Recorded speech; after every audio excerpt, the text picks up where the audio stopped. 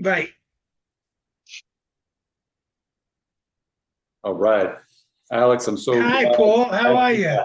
I'm good. I'm kind of excited about what's happening, and I don't mean that in a positive way. I'm a little bit sad, but I'm interested in knowing what your um, experience has been today after hearing Biden end his campaign and what you think about the future.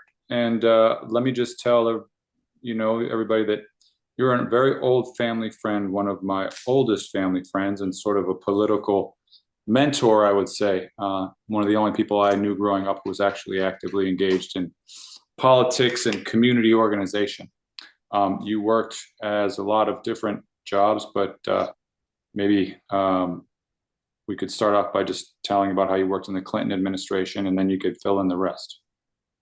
Well, that was my last job in government was Deputy Assistant Secretary for Administration at the Treasury Department under Bill Clinton. I guess our claim to fame is we gave you the last balanced budget. And before that, I worked for Mike Dukakis in Massachusetts. I was an administrative law judge as the head of the Commission Against Discrimination. And when I met Paul, he was not, he wasn't existing. I knew his mom and dad before he was born and his brothers. We lived across the street from each other in Boston. And I watched him grow up. And that's, I was a community organizer. I marched with Martin Luther King. I organized with Martin Luther King. My name is permanently engraved on the Boston Common under this embraced statue of Martin Luther King for the work I've done. But, there's millions of us who did stuff throughout our lives that get noticed, and there's another millions who don't get noticed. I was lucky enough to get noticed. And I guess Paul's talking to me because he thinks my word means something. Well, So let's, I'm really interested in the sort of generational transition that we're going to be going through, but also your experience living in Washington, moving from Boston, living in Washington. Have you been a delegate before? I've been a delegate. I was a delegate to the Democratic Convention. And first, I was a volunteer for Gene McCarthy in 1968 in the Chicago Convention. I will be going back to Chicago in August. And so 50-year spread, Chicago to Wow. Chicago. This will be my last convention. But in between, I was a delegate in 1972 for the George McGovern campaign. I was a delegate. I didn't do the Kennedy Carter stuff because, of course, I was from Massachusetts and it was not wise to get involved in that, especially if I didn't support Ted Kennedy and I supported Jimmy Carter, uh, who won. I then was a delegate for, God, I guess Walter Mondale. I was a delegate in his campaign. I was delegate for Mike Dukakis, and I was delegate for Bill Clinton, and I was a delegate for John Kerry. And I didn't get involved in the Obama campaign. Yeah, actually, I was a delegate for Hillary Clinton, and I didn't get involved in Obama too. I was at the convention, but I was not a delegate. My sister-in-law, Polly Baca from Colorado, holds the claim to be the oldest living, she's 83, person who's attended every convention in an official role since 1964. So we Wow. come from a very political family, and she is a delegate and the elector from her district who will have to cast a vote for Kamala Harris when Kamala wins. Okay? So, what's your day been like today? I should just mention that today is the day that Biden announced his pulling out of the presidential race. Yeah, well, the lots of phone calls, lots of people. One of the things you learn if you stay in politics long enough is 6 degrees of separation. And if you respectful of other people and their opinions, if you listen, and they will listen to you. And if you do the job right each times, they'll respect your opinion. So when you were a kid, it was not unusual for me to sit at my house with an old dial telephone and receive 300 to 400 calls over 3 weeks before an election asking me who they should vote for, because we forget about a thing called down ballot. We know who's running for president, and we all pretend to be educated about why we're going to vote for that person or not vote for that person, just as we think we are in this election. And then we come to our decision, usually because of what the color of the dress she's wearing and the color of the tie he's using. You know, we don't know how we rationalize our decision. We spend hours talking to our neighbors, and we tell them, "Oh, it's Biden's better than Trump because," and we rationalize that belief. And when in fact, the president's job is an awesome job, but the president doesn't do it. The president hires people to do it, 14 cabinet agencies. He appoints, 15,000 appointees. I don't know what the number is. When I was there, it was 1,750. But, I don't know what the number is today. And we do the job. The president simply says, drop the nuke or don't drop the nuke. Give me a balanced budget or don't give me a balanced budget. And then he has his people in his office who check you out. And then you have people who have official roles in government, which Donald Trump calls the deep administrative state. The guy who has to press the button to make sure the green lights and the red lights work. That's part of the deep administrative state. That's your job. It's a designated position. Those are the people that make things happen. But it's the president who specifies the policy. Okay? Either you're going to capture people in the United States and export everybody who's an immigrant, who came in illegally, like Donald Trump's wife. She came in illegally. And there's documentation to that. Either you're going to deport her or you're going to let her stay in the state. Somebody's got to make that decision when he sends out the message. Either you're going to order the Secret Service to give me a lot of coverage so nobody can shoot at me, and they're going to say yes or no. Because the Secret Service is funded like everybody else. They only have a limited amount of budget. Everybody wants things to happen in this country, but nobody wants to pay for it. It's like, we're not going to tax anybody under $400,000 a year. Donald Trump says we're not going to tax anybody. We're going to give them more tax cuts. When in fact, somebody's got to put up the money. Because at the same time, the person who's complaining about taxation is saying, well, we shouldn't throw so much plastic in the ocean and we should clean it up. Well, who's we? If it's a government official, somebody better pay the salary.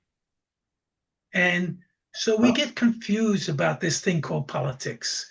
Yeah, and I've always appreciated you seem to have like a desire to kind of like lift the veil on things that are not really understood in depth and from kind of like an intellectual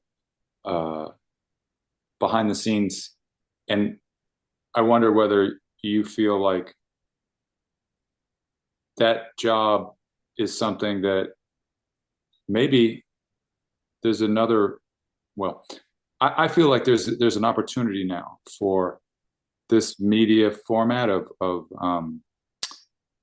podcasts to play a role, a positive Yes, way. I think streaming and doing podcasts is getting more respect because everybody realizes that the talking heads are just the talking heads on MSNBC, CNN, Fox. Logic it out, folk. You sit there and you're watching somebody who's been on screen for 3 hours. And they're telling you what's happening in the outside world, but they've never left that TV camera. Well, how the hell do they know what's going on in the outside world? They're being slipped pieces of papers by producers who are telling them, say this. They'll say it. They don't know if it's true. The latest poll says, which poll? That's why I'm so Have you fascinated. checked the poll? Yeah, what I want to do, which is sort of, it might seem a little bit off topic here, but I had my first semi-celebrity interview with a comedian actor, and we started off by talking about sports. And we developed a rapport and a connection. And I kind of think there's an equivalence between people who watch sports coverage, like myself this time for the first year. I watched people talk about sports. I didn't even watch the game. And when we talk about politics, we're watching people talk about politics, not politics. Not the people who are making in the game. Or there's a difference between, talking about Brady of the New England Patriots and being on the field with Brady. You know, or even watching the game.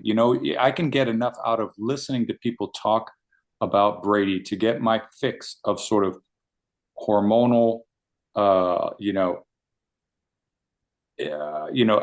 what's that word? Whatever it is, whatever it is. You're too young to skip a word. They're going to say you're not qualified to run for president. That's why I have so much sympathy for Biden, because I relate to that sort of. Listen. I love the tape I love the tape that Rachel Maddow played the other day when they showed the snafus on the debate on Biden's part. And then Rachel played 4 tapes with Donald Trump making the same type of errors, calling people by their wrong names, saying somebody was vice president who wasn't, stumbling on it, becoming incoherent. And like he really thought Trump was his vice president. You know what I'm saying? Like, yeah. Like but that's cool because people then excuse it by saying, well, he wasn't president at that time. When he's president, he didn't mess up. Well, then you play the ones when he was president, they were worse. But people truly believe that this stumbling on Biden made him ineligible for the presidency. Yeah. Drip, drip, drip happened. Let me tell you, the last time drip, drip, drip happened in politics? Wait, let me guess. Was guess. The healthiest. What? Kennedy's. No, Nobody talked about that stuff back then, which Kennedy was involved in. It was the healthiest physical specimen who sat in the presidential chair, and he had played football, and he was Gerald Ford. And Gerald Ford stumbled down the steps of an airplane when he was leaving the plane, and he had to be caught or else he would have smashed his face. And then 3 days later, he stumbled again. And the Democrats, I was part of it, we tagged him that Gerald Ford could not walk and chew gum at the same time. And that stuck. That stuck. Out of it. And he could never get out of that hole. He can never get it because it's called optics. And, we make fun of somebody on the stereotypic action that they're running with. Your job as a candidate is to don't do that. Right. Your job is to not get into those problems. And it's your fault if you do. And Biden's, stepped down because it was his fault. I don't believe he's incapable of doing the job. I don't believe he's incapable. Folk, you might not believe it, but you're looking at me on this podcast.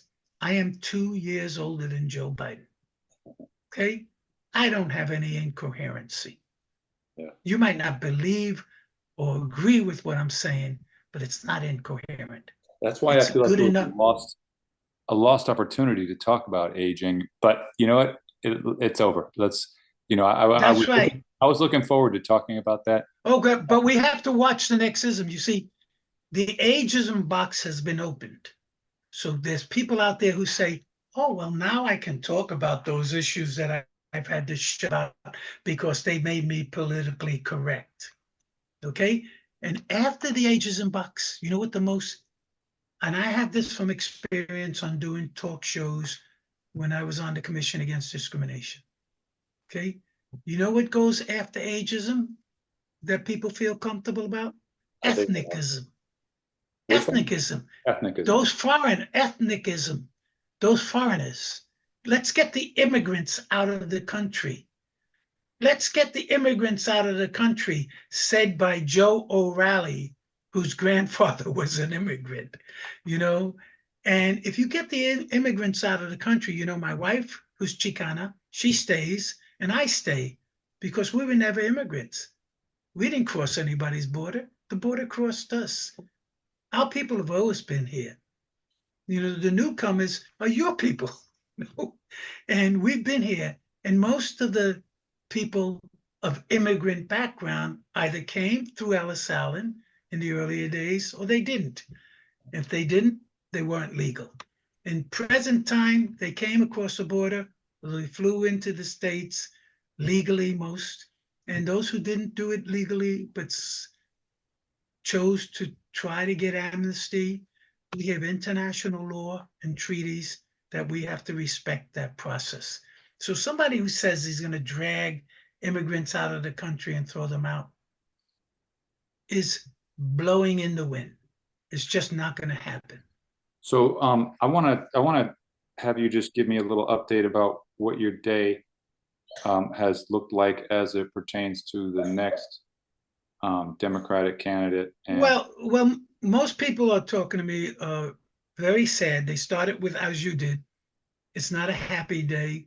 We're sad that Joe has to leave this way, but happy that Kamala is there, and they don't want to see a fuss about it.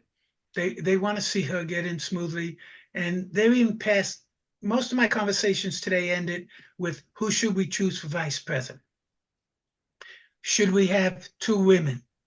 The sexist, that's the next one. After you get through ethnicism, you get to sexism. So should we have two women on the ballot? Why? We have several governors who are women that are really good. Should we have them on the ballot? Oh, I don't know if that'll work. There goes sexism. We've had two men on the ballot all our lives. There's always been two men on the ballot. No one's complained about that until Joe Biden put a woman on the ballot. And then all of a sudden they start complaining about it. That's our ism box. The ism box jumps up. And then she's mixed race. And then she's going to be not black enough. And she's not going to be Indian enough. And we're going to play with that. And that's where the racism will come in. And the ism box is wide open now. Do you know what John Deere? You know what John Deere did the other day? John Deere, the company that produces farm equipment. Right. Yeah, they stopped. Yeah. Tell me. They stopped their diversity program because now it's not politically correct because of Donald Trump. We can't talk diversity. Donald Trump's not going to do diversity. Donald Trump's going to do the most qualified person to do the job. Hey, I like this Paul Bowers resume. Come on in. I need him to run the 100-yard dash.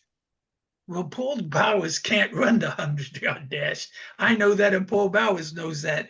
But Donald Trump thinks he knows who the most qualified person is. He doesn't have an idea of how you come to that determination, and nor do all the racist listeners who say, oh, it always should be on qualification. They don't know what qualification is, and they don't know how you determine it.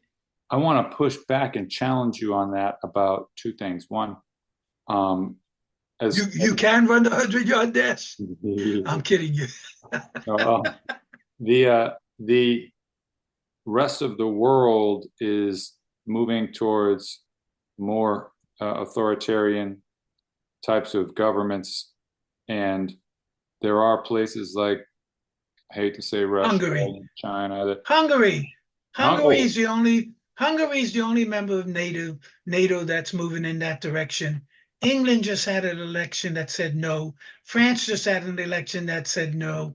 The rest of the world, people say one of the things I'm thinking more of Russia and China and Iran and well, but Korea. that's not new. Russia and China have been authoritarian since the time that that Second World War ended. And Yeah. Iran has been authoritarian. And you don't even talk about Kazakhstan, and we don't talk about those other nations. If you get past Egypt and you start moving west past Israel and Gaza, and you start moving west, the tendency, even the western part of Turkey, tendency is to be more authoritarian. Now, that's comes from cultural differences, all right? And that cultural differences leads to certain things that that we in the Eastern world, we in the Western world, uh, find unattractive. We talk about women should not be treated the way they treat women in those part of the countries. You know something, Paul? We treat women the same way here. We haven't changed. We just put a silver coating on it. We made it look good. And we proved it with getting rid of the right for women to control their bodies. And that's in the Eastern world. That's what they do. They control the woman's body from what she wears, how she can go out in public, whether she can drive a car or not, etc. It's the foundation for that, they believe, is in their religion. Okay? I've read the Quran. I've had scholars talk to me about the Quran. They disagree. It's not in their religion, but it's cultural. And we have to deal with it. Russia, come on. You lose, we talk about 6 million Jews. You lose 16 million people in the Second World War. Okay? And you got a reason to be a little suspicious about those people over in the West. Because one of those people in the West from Germany came and did that, trying to take your whole country over. So the communist philosophy ensued, and so did it in China. And when China came to the United States and Mao Zedong said, help me, they said, no, we're going to help Chiang Kai-shek. And even when Chiang Kai-shek jumped to Taiwan and Formosa, we're still going to help them. We made a decision. Why? Because you're not going to bend to our authority, right? And I had an interesting discussion with my wife the other day. I said, we disagree on a lot of stuff. Why don't you tell me how you would create a perfect world? Tell me everything you would want. And she said, I'm not going to do that. And I said, why not? She said, because to me, to do everything I would want, I would have to get rid of the concept of free will. And I don't want that. I like free will. I want people to disagree with me. I want people to fight back. And the only way you get the whole thing your way is to get rid of somebody else's will. That you snap your finger and they must do. That's not a world we want to live in. But that's a world that Donald Trump has no trouble with. And we have to recognize that. And why things are going to change starting today is that the discussion is not being a deflection about Joe Biden's inability and his age. The discussion is now how to be a 59-year-old woman who's more than capable of holding her stuff together and her running mate, and they're going to get together and they're going to challenge everything that 2025 says and everything that comes out of the mouth of Vance and everything that comes out of the mouth of Donald Trump, because it's all on tape. It's all on a podcast. They can't back away from what they've said, although Donald Trump has a propensity to doing that all the time. They can't get away with it on national TV. Did Donald Trump rape somebody? Yes, Donald Trump raped somebody. How do we know? A judge said it in a written statement. Did Donald Trump fraudulently take money from people? Yes, in his college scam and in the conviction he has in New York State with 34 counts. Did Donald Trump lie There's a list of every lie Donald Trump's taken that the Democratic Party will be broadcasting. Every lie. First day was, well, those Muslims got on a roof in Jersey City, and I saw them from New York City. You can't see Jersey City from New York City, you know? And Donald Trump was busy trying to run around with Rudy Giuliani that day. So he didn't see them. He's a liar. I can go down the whole damn list. Did Donald Trump, you know, steal records from the federal government and tried to hide them? That trial's coming up, and I'm sure he did because the evidence says he did. Is Donald Trump somebody you should trust in government? Donald Trump has no friends. You know why he has no friends? Nobody trusts him. They'll kowtow to his rule, but they don't trust him. And that's why we're going to win this election. Let me ask you, we sort of skipped over the whole question, maybe it's not a question, of whether or not the Democrats are going to do a mini primary or whether it's going to swiftly move to Kamala Harris as the candidate. Tell me what you've been hearing. Okay. What most people don't know is how, remember, the Democratic Party is a private club. It belongs to the Democratic Party. So does the Republican Party. The only interface we have with the federal government is that in order to participate in federal elections, we have to follow federal government rules. No different than you having a private business. You want to exercise your right to have that business, you got to follow the government rules. You got to pay taxes. You got to pay people a fair salary. There's all kinds of rules you got to follow. That's part of the way the election process gets involved with the federal government. Before that you get there, you have to recognize that everything in a federal election is a state action. The states run the election. The federal government has no way to run the elections. So the federal government's got very little to do with it. People will say, oh, the FEC, they overlooked, you can't, you can't illegally take money. Yeah, that's small time. Big time is the election. The election is run by party rules, okay? The party rules state very clearly that you will have a primary. 14 million of us voted for Joe Biden in the primary. And we feel very, very hurt that our vote is being taken away by the sounds of people who said he should drop out, okay? But in any case, you then go to how you appoint the next president in this condition. Well, there is a Zoom, believe it, it's going to be done on Zoom. Yeah. There's going to be a Zoom call where all the delegates, we've gone through a process of voting in a primary, choosing Joe Biden, and then we have delegates that want to go to the convention and cast our vote for us. I ran and I lost. I am not a delegate, but I'm going to the convention in another way. But the delegates got elected, and they will cast a vote on this Zoom call in 2 weeks. And at that time, they'll make, and the reason why it has to be done in 2 weeks, you got to be on the Virginia ballot in 2 weeks. You have to be on other state ballots in 2 weeks. The states are not going to change their law. You don't want to be on the ballot? Don't be on the ballot. That's your choice. They don't have to nurse you to the ballot. You know, we would not be, we have a problem in Ohio. We're not worried about it because we're not going to win Ohio.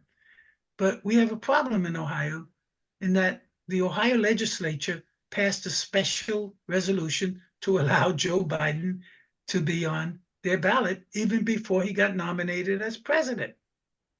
Okay, now they have a problem because they have Joe Biden's name there. Now Kamala Harris has to ask to do the same, and it's a Republican legislature, and I don't think they're going to spend too much time on putting Kamala Harris's name on the ballot. Okay, that's the power of states, and those states' power has to be respected. When they cast their votes, they come to Washington, and this little concept that the vice president doesn't have to respect their vote is silly, and it won't pass muster in the courts, even though Trump has gotten a guarantee from Vance that he won't allow the votes if Trump loses. Okay. Well, Trump's not president, so he doesn't have that power.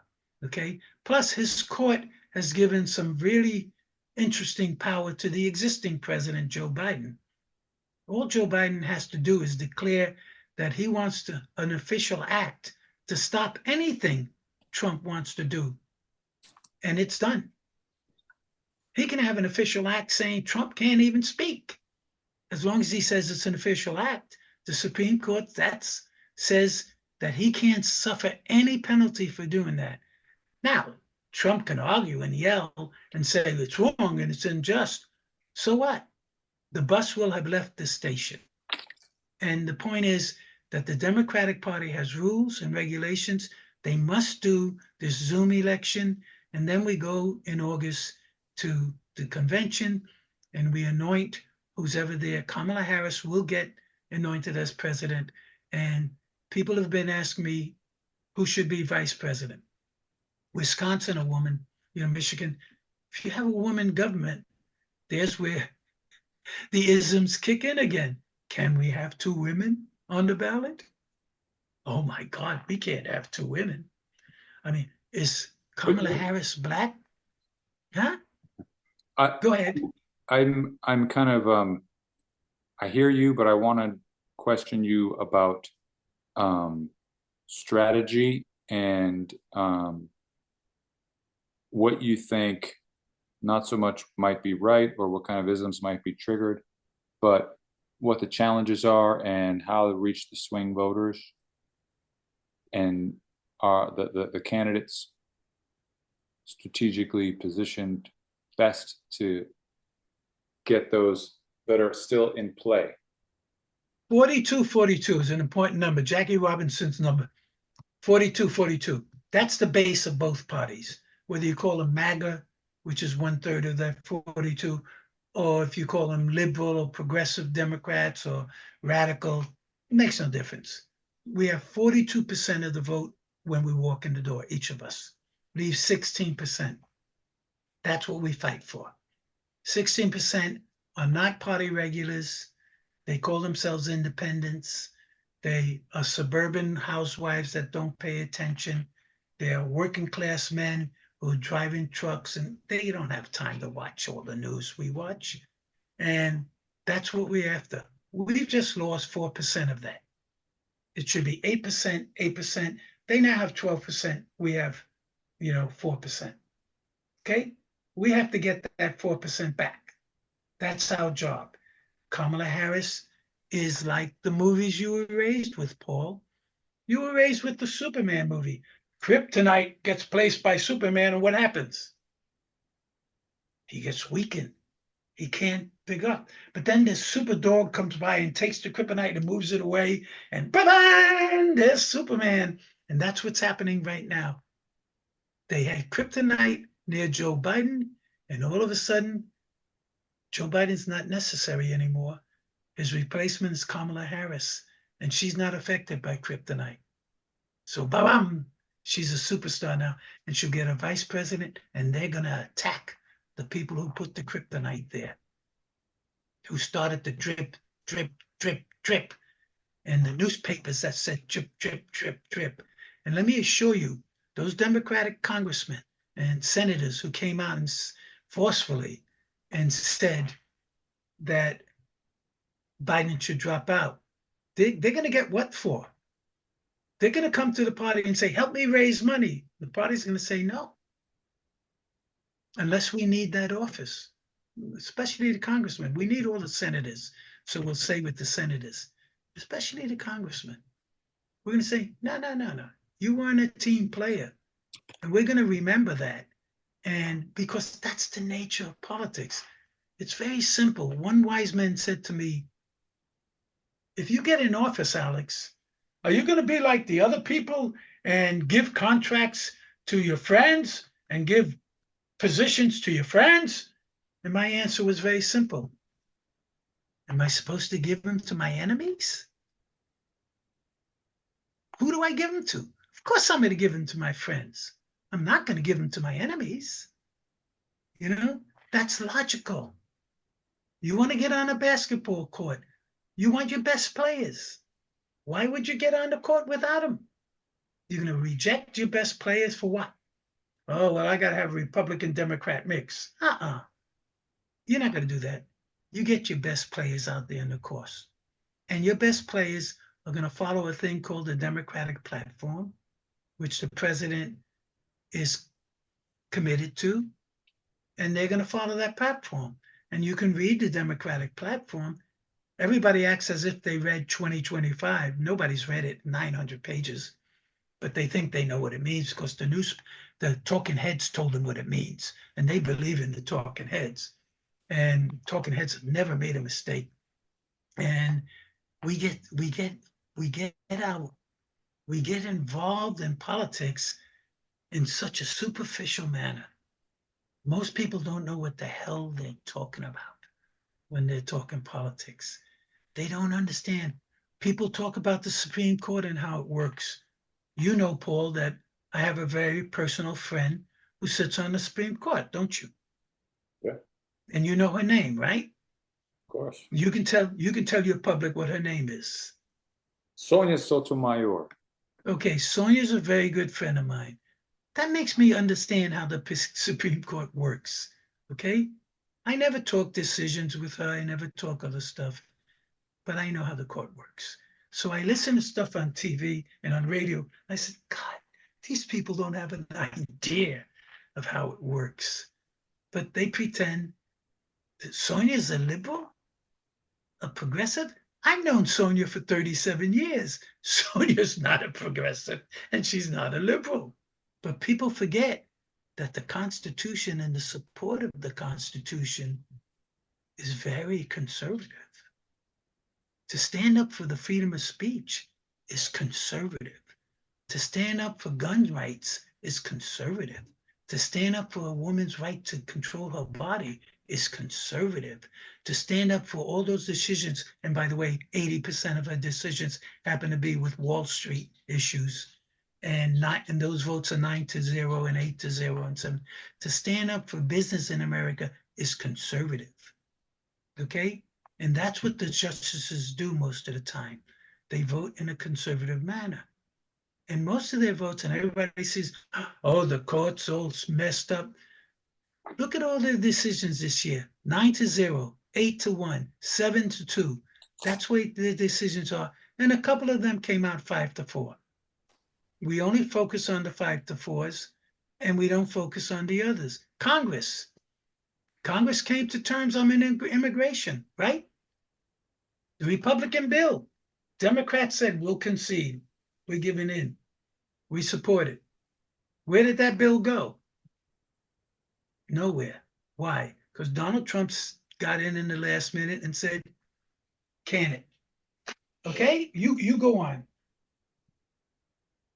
Ask me anything else. I think I've blown enough with. I think that actually the appointment of several more Supreme Court justices might be the biggest swing issue in the election. And I think probably a lot of people who are afraid of what it would mean for a long time to come if there are two more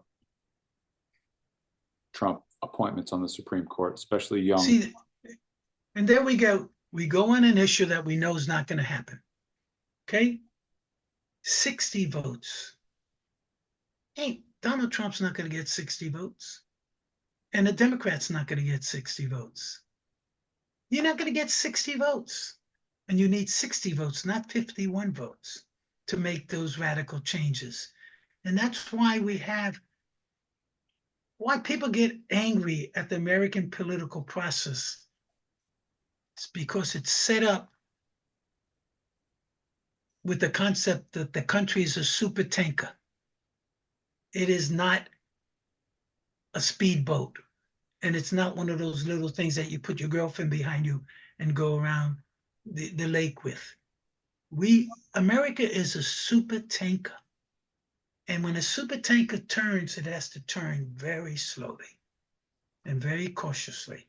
And our form of government is set up so it turns slowly and cautiously. And for anybody to get 60 votes to appoint more than the 9 justices is absurd. Nobody's going to get those 60 votes in your lifetime. I know they're not going to get them in my lifetime. It's not going to happen. Do you think there's Okay? any chance that there will be some sort of a landslide and people will, kind of like with the Dukakis situation, end up dragging down a bunch of senators and congressmen down ballot? Yes, yes. And I think those senators and congressmen better watch their asses, especially the ones that came out against Biden and told him to drop out. Okay? Now, candidate in California, he's safe. Okay? Schiff. But, huh? Schiff, Schiff, he's yeah. safe in your state. Okay, so that's why he was able to step out and be bold.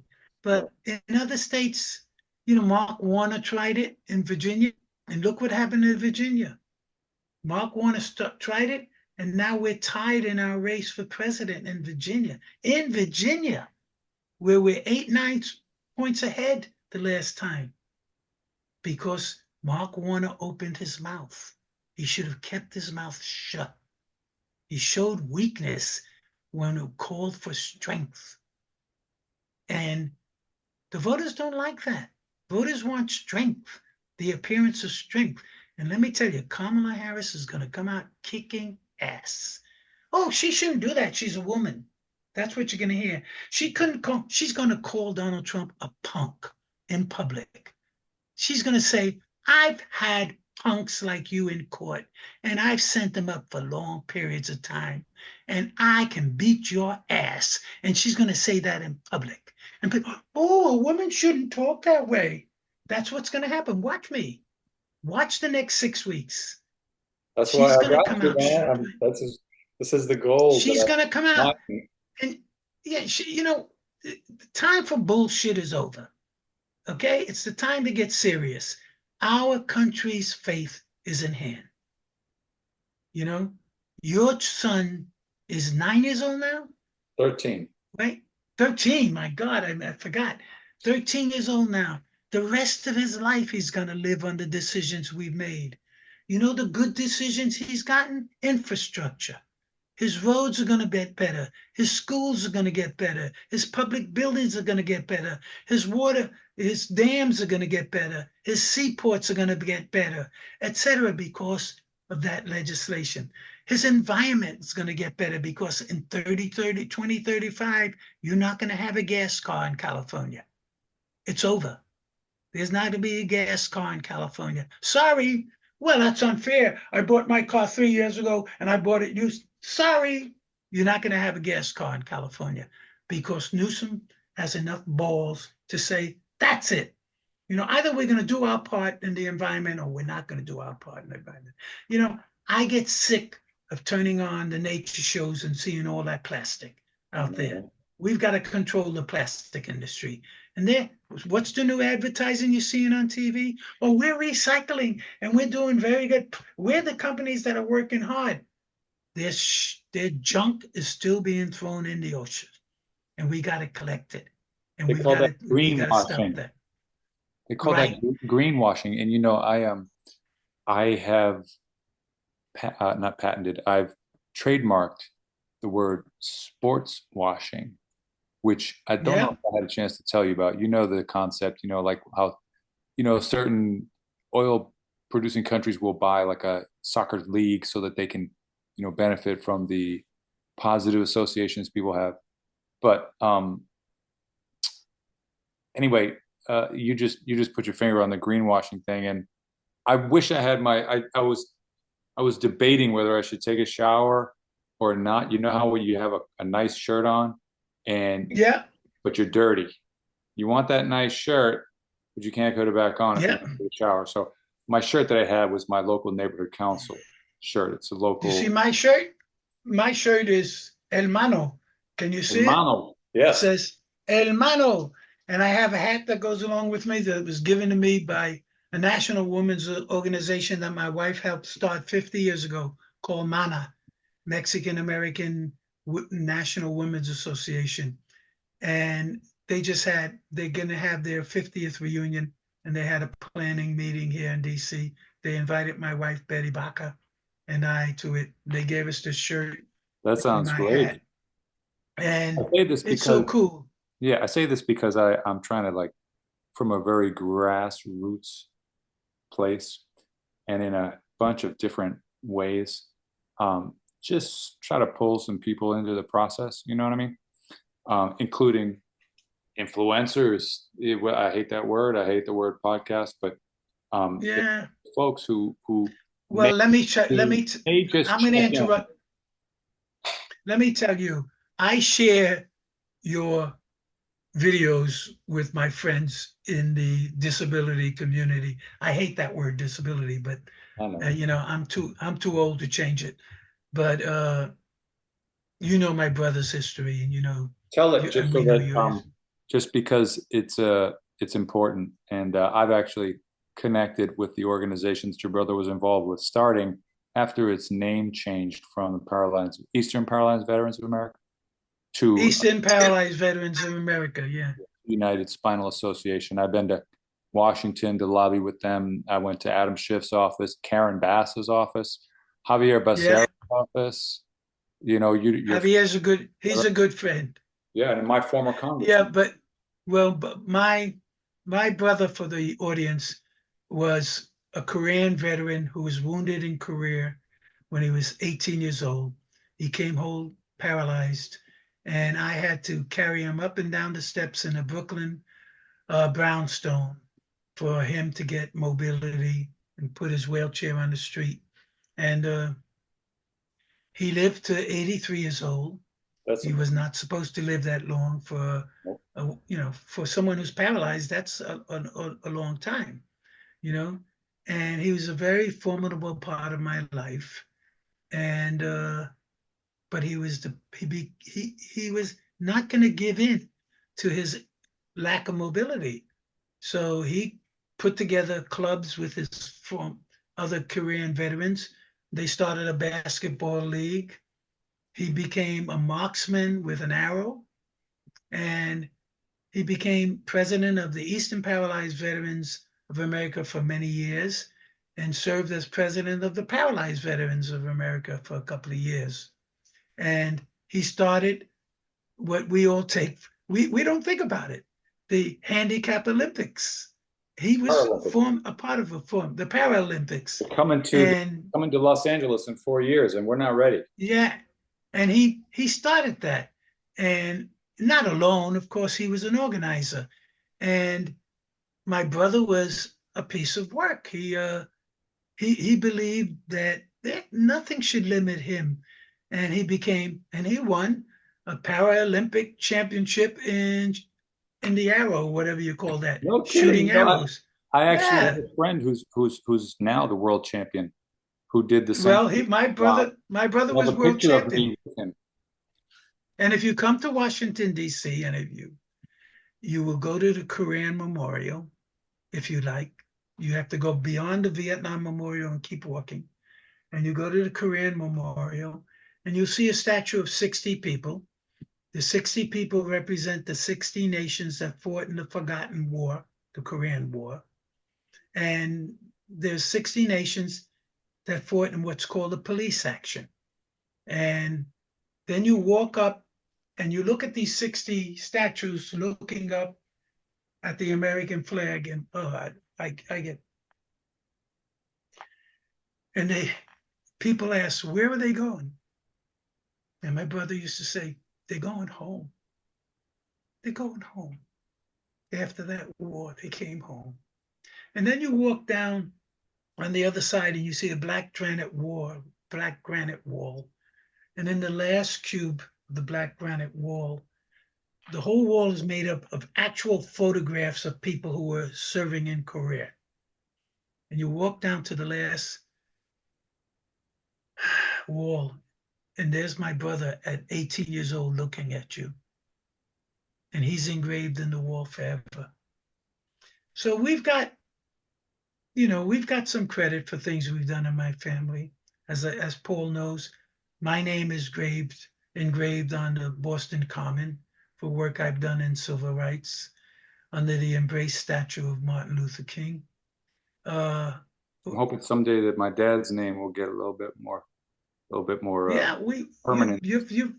your father was a great academic. Yeah. Paul's dad walked around town. Paul's dad suffered from I hate disability. What I say, an affliction or what? What's my word, Paul? Tell me. Visual impairment. And visual impairment. He was blind, and he pretended he could see a little bit, but he walked around, and you could see if you're walking with Bill, he would be counting the steps. You knew he was counting the steps, and he knew when he got to the curb, you know. And then he could listen, and without a cane or anything else, he knew when he was able to walk across the street. He had more acoustic awareness than I did. You know, if I were talking, I would probably get hit by a car, not your father. And he was amazing. If you walked from Rutland Square to Northeastern University with him, and I did a couple of times, it was an amazing the way he handled it. He was able to overcome this impairment because he worked at it. And that's what everybody's got to do, but everybody needs support in doing it. And we've got a lot of problems getting there as a nation. Yeah, I mean, I wanted to tell you that there's a gentleman who recently stepped away from the United Spinal Association named James Wiseman, who was a colleague of your brother's, and we're able to form a little bit of a bond through that connection. And it sounds like your brother played a big role in the passage of the Americans with Disabilities Act, which is no small feat. He took no prisoners. he was. The funny thing is, he was such a mellow guy in his personality. In some ways, I remember. Yeah, but if you went into combat with him, he was not mellow. Right. You I don't even mean mellow. I mean, like, he was serene. He was smooth and smooth. He's smooth. Remember, we come from Brooklyn, and we come from a bunch of hustlers background.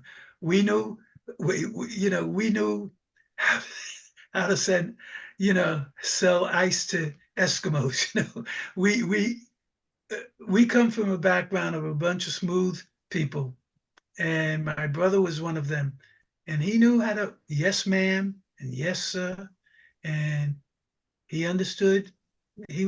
My brother was black, and my mother's black, and my brother was much darker shade than I am, and he understood. He had to work out of the South in the military. He understood that you don't fight these people when they tell you to sit in the back of the bus. You sit in the back of the bus, because you want to get home to New York. And I know there's listeners who said, not me, I would have fought it, Yeah. I sometimes wonder whether you remember Eddie Murphy had this funny skit. Yeah, which one? He was like talking about how unaware so many people are of like what things were like, and he was like, I would have never been a slave. I would have told that master, fuck you, and I would have got right in my Cadillac and go right out of there. Yeah. The bravado. But if you lived in the 60s as I did, and you were married to a white woman as I was, my first marriage, and she came from Greenwood, Mississippi.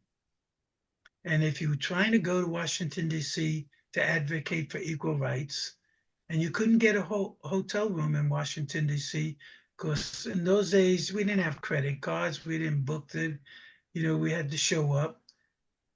So I had to go to Virginia on Route 1, Mount Vernon area, to get a room with my child, who's Paul knows is a towhead. He looks very white, and my wife, who's white.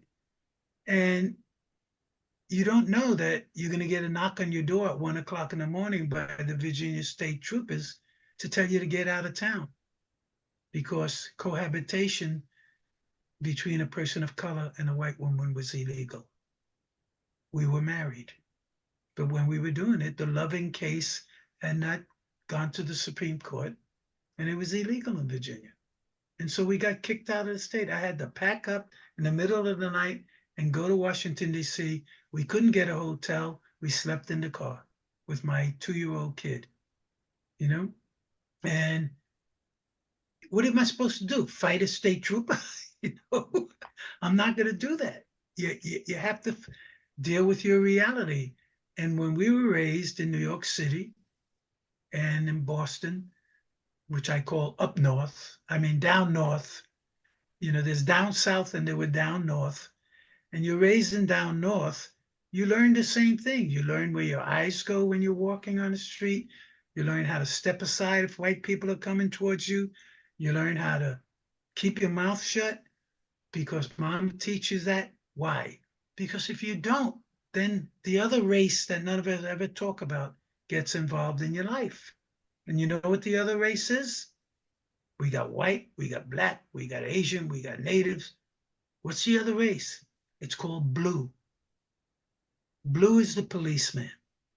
And blue gets involved in your life, it costs money. No matter what way, whether you're innocent or not, you don't want to mess with blue, you know? So we were taught not to mess with blue. We were respectful. And that made very little difference in terms of how we were treated, but we were respectful. I fortunately lived in an integrated street with all the League of Nations, and we were wonderful. We loved each other, and everything was friendly until you got to puberty. When you got to puberty, all of a sudden, you couldn't play with that girl anymore, and you definitely not couldn't if I brought a black friend into my life and wanted to visit one of my friends before puberty, I could visit them. After puberty, you can't, you know? And I learned that just by living through it. It's the way of the world. Lifetime, so much is in this short sort of your relatively short life. So much has changed that, you know, is it really a surprise that there's this reaction and we're dealing with the things we're dealing with today? By the way, we have a bunch of stuff that we just glided over that I just want to make little notes about. One, sports. Do you remember Roy Campanella? Of course, I met Roy Campanella, What? and yes, my brother was confused by when my brother would wail into the Bassett Hotel, which is where the Dodgers stayed, and he would stay there occasionally when, you know, we didn't have room in our apartment house when he went to Long Island, and he was going to stay overnight. He would go to the Bassett, and I would get him. He would park the car, and we'd wheel him into the hotel, and everybody would say, "Mr. Campanella," because he looked like Roy Campanella, the same skin color, same complexion, same wheelchair type.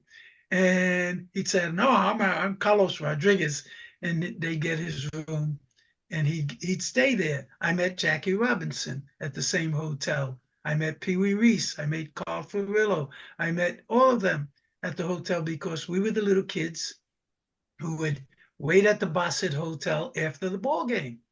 We would be watching it on TV, on the radio, listening on the radio, and as soon as the game ended, we'd go home, we'd wash up, get presentable. We knew we had 2 hours to get to the Bassett because that's how long it took the Dodgers to get from Ebbets Field to the Bassett Hotel because they had to shower and everything. And they'd come and we'd be standing there getting autographs on a baseball. I have a baseball with Jackie Robinson's autograph and Pee Wee Reese and Gil Hodges. And I keep that, and it's a sacred little thing that I have. And if you go upstairs in this house, you'll see, you walk into a room and you see a picture of Ebbets Field and the Dodgers that won the World Series are under it. And it's a monument. And all those picture cards and that baseball is worth a lot of money today. I shouldn't say this online. Somebody will break into my house now. I know.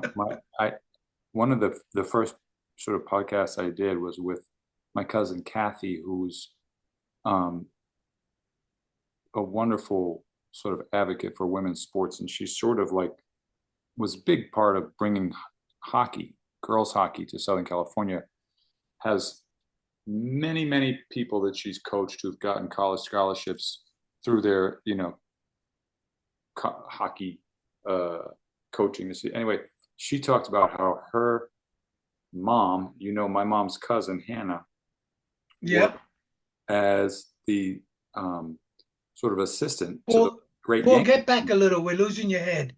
Get back a little. Yeah, good. I'm going to do this right here. So my mom's cousin Hannah worked closely with the Yankees, with the the Mickey Mantles and the Whitey Fords and all those guys. So she was like personal assistant, and we had a ball that she gave us. Yeah. It was signed by all of them, and you couldn't believe this many famous names were on one team. Mm-hmm. And I remember that team. What do you think I did with that ball? They call it. What did you do? Take a guess. It's a baseball. I'm a kid. Did you sell it or did you give it away? No. You played with it. You played with it. I don't believe that.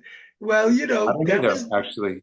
That was in the day, Paul. When you came up in the day, we had different values. We were not your family wasn't materialistic, neither was mine. We looked at the world differently. Your mom and father were in the civil rights movement. They were in the education movement, equal education. Your mom and pa spent a lot of time making sure those crooked roads were made straight.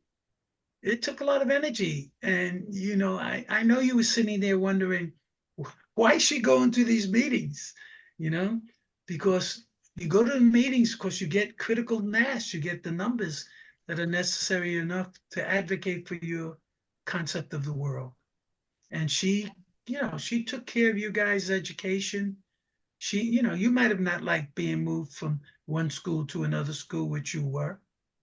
I don't remember whether it's your brothers or you who went for the experimental school. Did you go? Yeah. Mass experimental. Yeah. And then the busing stuff that happened and all that stuff Trotter. We had to go through. Huh? The Trotter. When I tell people that I went to the Trotter, they don't believe it. Yeah, you went to the Trotter. Did you go to the Wheatley afterwards? Nope. I went to the bank. You went to the Trotter. You went to the bank for. Okay, you were fortunate to come back in the neighborhood. My daughter went to the Trotter and then the Wheatley. Wheatley, I lived right next door to the Wheatley when my mom was friends with the woman who was affiliated with the church right there. So they had the house. I guess it's the parsonage. I don't know what it's called, but yeah, house of the church. And I lived for a short period right there in Dudley Square. And and I knew a lot of people who moved on to the Wheatley. And that was an interesting upbringing because we were for following the law and we were supporting of school desegregation. And at the same time, it affected all our children. You guys had to get on the bus. I mean, we had a perfectly well-integrated school in the South End. Echo Park, go baby. Right in the shadow of Dodger Stadium. Yeah, we had a perfectly well-integrated school when you were raised in the South End, But when the judge's order came down, they needed to integrate the other schools. So all of a sudden, I don't know if you remember on our block, but Tobin lived on the block. My son Tobin, not his Puerto Rican white kid with a Puerto Rican last name. And two doors down lived Duncan Coakley and his Korean sister. You remember her? Tara. And then 5 doors down lived one of the Williams cousins from your street. Remember the Williams family up the street? And he lived about 5 doors down on West Brookline Street. And then the school assignments came and they decided that Tara was white, even though she was Asian. So she was assigned as white. They decided that Williams was black and they needed it. And so my son Tobin was also black. I mean, because he was Latino. And this is what happened. And we dealt with it and we supported it because it was legally the right thing to do. It was handled not the best way in the world, but the judge wasn't responsible for that. The ugly people in Boston were. They were the ones that violated the law, and they were the ones that had to come into compliance. And eventually we did. And now it's not an issue in Boston. Now white underrepresentation is the issue, and white kids just happen to distribute themselves naturally in Boston now because the barriers for where you can live or not live have been lifted. So residential barrier, plus South Boston has become a very expensive place to live. I taught for So- 2 years in South Boston before I left for California. I know. Yeah. Yep. I want to show you this wheelchair because I bet you your brother would have loved it. Is this the new one? Let me This is see the it. I bought. It's kind of like a. Wow. That's the one that goes up in the air on 2 wheels. I love it.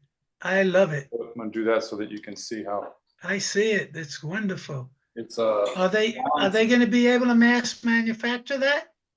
it doesn't look good because every time I go out, and I'm out a lot, of the thousands and thousands of people I've met, there have been like one or two who've ever seen another one in public. Like you see people who have seen the Tesla Cybertruck more than you've seen this, and this has been out for 25 years. So it's not getting through, man. And I'm trying to like figure out whether or not there's some sort of like, awareness campaign that I can do in a sort of separate and independent. Look for Paul. Look for a commercial sponsor that would like to see it in terms of their diversity stuff in an advertisement, and tell them you're willing to, be in the ad, and people will get curious about it, and you might be able to help the industry of producers, make some money doing that. Let me tell you, I really empathize with your needing and using that chair because I can't see your face right now. So go a little back, I'm a gonna little come further. back down. Yeah. And because I've been using a wheelchair in the airport now, I cannot walk anymore because of my heart condition. Oh I my can't God, walk. yeah. I can't walk that distance from when I get to the airport to my terminal. I can't do it. I mean, it's a mile, and it's a mile carrying a bag on my shoulder, and my wife carrying she doesn't use it, but I use it. So I use a wheelchair. And let me tell you, as soon as I get in that chair, and you know this to be true, I'm sure, they talk to me. Oh, Mr. Rodriguez, you need a chair? Yeah, I'm standing up. And here's my paperwork, etc. Oh, good. Someone will come. As soon as someone comes, they don't know whether it's me or my wife that needs a chair. They're curious. And I say, it's me. And once I sit down in that chair, they start talking to my wife. I become invisible. I don't exist anymore, and all the way wheeling to my terminal. I don't exist. Well, sometimes I don't know whether that's I would want to make sure that we don't just assume that's people who have some sort of a phobia as much as not really sure about not much experience, not really sure about how to, whether or not it's okay to draw attention or to stare. There's a lot of. Oh no, I draw attention. I tell the person pushing me, I just talk to me. Yeah. What I mean, like people who don't look at me, I don't always assume that it's because they're if they got a phobia or something. No, it's people are too busy at the airport. And it's obviously they don't want to deal deal with everything. Everybody's different, and they're willing you by. They just want to get out of the way. They want to get home. Airport, social conduct is totally different from real world social conduct. But it is a show, man, like a shit show at the airport. Like, I don't know how they're bracing for the future because it's every time I go, it's, they've got to pull. Why? What I tell people, we don't pay attention to it, Betty and I, because we travel together. And it's like being in a traffic jam. As long as she's in the next seat over, what do I care? Where am I going? I'm going to go home to sit and talk to her. So I'm on the highway talking to her. It doesn't change. If you got a partner that you're comfortable with and you never listen to the radio when you're driving, we don't. If you have that type of camaraderie as a partner, it's easy. If you're alone, the times I've been alone, it's horrible. It's horrible, I tell you. And you know, you know the experience. I don't have to explain it to you. I went to a storytelling event yesterday, which is something I loved. It was big during the pandemic, and it was about people getting around LA who don't use cars. So public transportation of different types. And I told a story of how, although I have had thousands of bus rides with generally positive experiences, I did have one experience where, because of how terrible the policy of strapping someone down who's in a wheelchair Yep. and riding the bus is, it caused this collateral fallout that was inconvenient and expensive for me, but like life-changing for these other people. And it's just because our airports, buses, sidewalks, buildings, they're not okay. They're not accessible. They're not accessible. They pretend to have accessibility. You know, my first encounter with the horrors of restriction for people that are not well of body in a wheelchair, my brother, was I get a phone call from him in Florida that I have to come down and he's going to pay for it.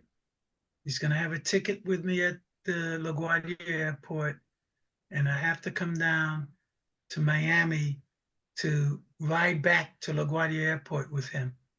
And I'm saying, why? He says, because they banned me from every plane unless I have accompaniment. That happened to me too. Yeah.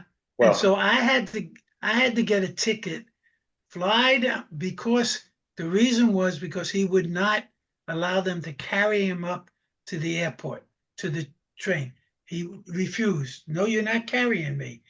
He had a ticket, and he knew his plane had a car, had a place where he could wheel on to the plane, and they had an emergency, so they changed plane, and he said no. So one pilot told the next pilot, don't take him. Okay. And so I had to fly down. He slept at the airport that night in his wheelchair, and you know what a pain in the ass that is, and I flew down and I had to accompany him. And then we were able to wheel him into the plane and accompany him back because I flew back. And they had blacklisted him because he was advocating for equal rights. it happened to me, believe it or not, 50, so what is it, 60 years later, that happened to me about 5 years ago. But I was this is now just less than a year ago. I was at the airport. They damaged my chair. The airplane was late, and I could not get a ride home. I could not. I would have paid $500 to get a non-emergency medical transport van. I couldn't get any transportation. There were no Ubers. There were no taxis. There were no, vans. I had to sit there and watch thousands and thousands of people get off their plane, get in a car and go home, and wait until the next morning just to be able to get an Uber back from the airport. In 2023, you know what I mean? I know. And this happened when my brother's stuff happened. It was in the 70s, and, the ridiculousness of our system to not know when an exception has to be made, to care for that customer, it overwhelms me. Of course, Boeing is getting its ass kicked now for their behavior, and other airlines are starting to understand that they can't do this type of stuff. But the advocacy game that people who are watching this don't understand is You take a step forward and 2 steps back. You know, I did civil rights with Martin Luther King. That's why I'm noted for it, and my name's engraved on the Boston Common. I fought every one of these battles. I did special education. I did, you know, civil rights covering everybody in a formal legal way. I was in charge. I was enforcing the law. We did all this. And when we wrote the law so that it worked, when we lost the seat to a Republican governor, they just changed the law, you know? And this is what we have to make people aware of. They think progress has been made. There's no such thing as progress.